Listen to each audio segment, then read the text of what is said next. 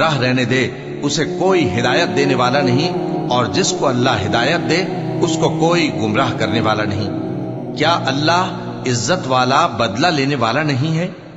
اور اگر تم ان سے پوچھو کہ آسمانوں اور زمین کو کس نے پیدا کیا تو کہہ دیں گے کہ اللہ نے۔ کہو کہ بھلا دیکھو تو جن کو تم اللہ کے سوا پکارتے ہو، اگر اللہ مجھ کو کوئی تکلیف پہنچانی چاہے تو کیا وہ اس تکلیف کو دور کر سکتے ہیں؟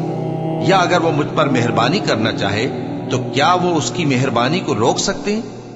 کہہ دو کہ مجھے اللہ ہی کافی ہے، بھروسہ رکھنے والے اسی پر بھروسہ رکھتے ہیں۔ اللہ وہ معبود برحق ہے کہ اس کے سوا کوئی عبادت کے لائق نہیں، زندہ ہے، سب کو تھامنے والا، اسے نہ اونگ آتی ہے نہ نیند۔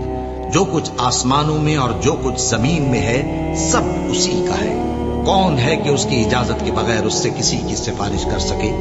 جو کچھ لوگوں کے روبرو ہو رہا ہے اور جو کچھ ان کے پیچھے ہو چکا ہے اسے سب معلوم ہے، اور لوگ اس کی معلومات میں سے کسی چیز پر دسترس حاصل نہیں کر سکتے۔ ہاں، جس قدر وہ چاہتا ہے اسی قدر معلوم کرا دیتا ہے۔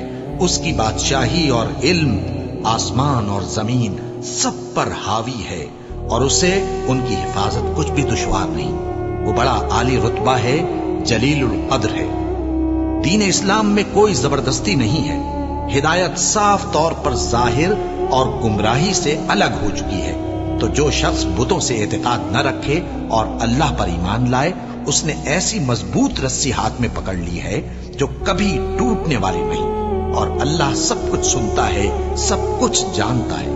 اور سن رکھو کہ اللہ کی یاد سے ہی دل آرام پاتے ہیں۔ جو لوگ ایمان لائے اور عمل نیک کیے ان کے لیے خوشحالی اور عمدہ ٹھکانہ ہے۔ جو شخص دنیا کی آسودگی کا خواہش مند ہو تو ہم اس میں سے جسے چاہتے ہیں اور جتنا چاہتے ہیں جلد دے دیتے ہیں۔ پھر اس کے لیے جہنم کو ٹھکانہ مقرر کر رکھا ہے، جس میں وہ نفرین سن کر اور درگاہ الہی سے راندہ ہو کر داخل ہوگا۔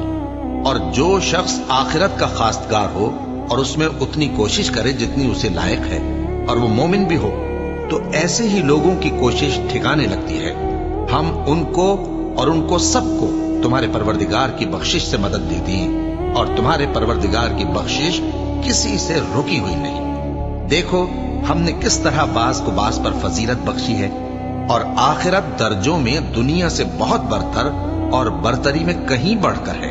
اور اللہ کے ساتھ کوئی اور معبود نہ بنانا کہ ملامتیں سن کر اور بے کس ہو کر بیٹھے رہ جاؤ گے، اور اس خدائے زندہ پر بھروسہ رکھو جو کبھی نہیں مرے گا، اور اس کی تعریف کے ساتھ تسبیح کرتے رہو، اور وہ اپنے بندوں کے گناہوں سے خبر رکھنے کو کافی ہے۔